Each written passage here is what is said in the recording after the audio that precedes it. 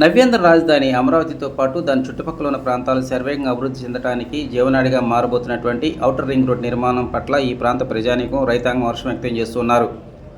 రాజధాని నగరాన్ని ఇతర ప్రాంతాలకు అనుసంధానం చేసే అంశంలో మాత్రం ఈ ఓఆర్ఆర్ అనేది ఎంతో కీలకంగా మారనున్నది. ఎంతో కాలంగా ఎదురు చూసినటువంటి ఈ రోడ్డు నిర్మాణం పుణ్యమంటూ తమ ప్రాంతంలో ఉన్నటువంటి భూములు బంగారు భూములుగా మారే అవకాశాలు ఉన్నాయనేటువంటి కొండంత ఆశతో రైతాంగం ఎదురు చూస్తూ ఉన్నారు.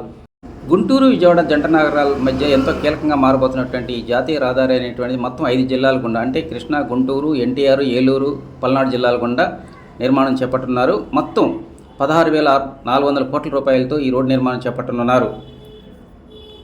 ఇక రోడ్డు నిర్మాణానికి సంబంధించి కీలకమైనటువంటి భూసేకరణ కోసం కేంద్ర ప్రభుత్వం ఇప్పటికే 5 జిల్లాలకు 5 డిప్యూటీ కలెక్టర్ నియమించింది.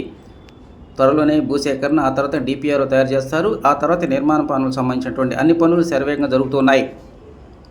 ఈ ఔటర్ రింగ్ రోడ్ దగ్గర నుంచి అమరావతి రాజధాని ప్రాంతంలో కనెక్టివిటీగా ఉన్నటువంటి విజయవాడ పడమర బైపాస్ రోడ్డుకు 6 వరుసల రోడ్డు నిర్మాణం చేపట్టనున్నారు. అది గుంటూరు జిల్లా కాజ్ దగ్గర నుంచి నంబూరు మీదుగా తెనాలి సమీపంలో ఉన్నటువంటి నందిలి వరకు అంటే దాదాపు 17 కిలోమీటర్ల మేర 6 వరుసల రోడ్డు నిర్మాణం చేపట్టనున్నారు.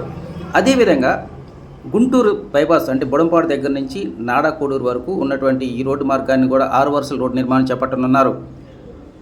ఇక గుంటూరు నగర శివారులో ఉన్నటువంటి బుడంపాడు, నాడా కోడూరు, చేబ్రోలు ప్రాంతాల్లో మాత్రం ఈ ఔటర్ రింగ్ రోడ్డు పుణ్యమంటూ ఈ ప్రాంత రైతాంగానికి మాత్రం కొత్త ఆశలు స్వీకరించాయని చెప్పాలి.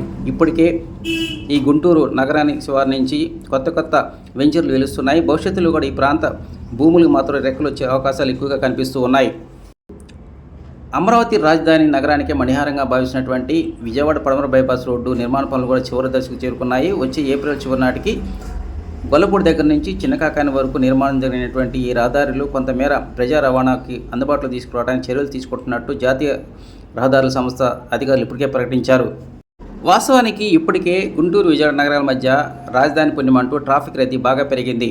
అటు అమరావతి చేరాలంటే విజయవాడ, గుంటూరు లేదంటే మంగళగిరి ప్రాంతాల నుంచి ప్రజానీకం రాజధాని చేరుకోవాల్సిన పరిస్థితి. ఈ ఔటర్ రింగ్ రోడ్ నిర్మాణం పూర్తయినట్టయితే ఈ నగరం లోపలకు ఎవరు ఎంటర్ అవ్వకుండా డైరెక్ట్గా ఔటర్ రింగ్ రోడ్ ద్వారా రాజధాని చేరుకునే అవకాశాలు ఎక్కువగా కనిపిస్తూ ఉన్నాయి.